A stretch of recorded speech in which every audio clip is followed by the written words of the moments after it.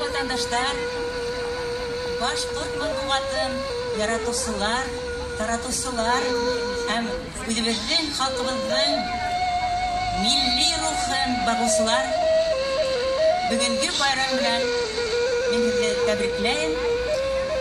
Аманат журналы хакында битә күп сөйләргә була.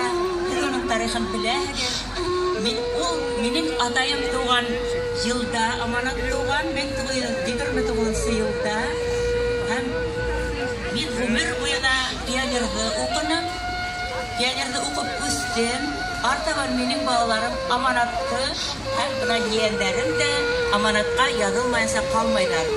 Чөнки бу журнал зур традициялары булган, күптәнге традициялары булган һәм яңалыкка бик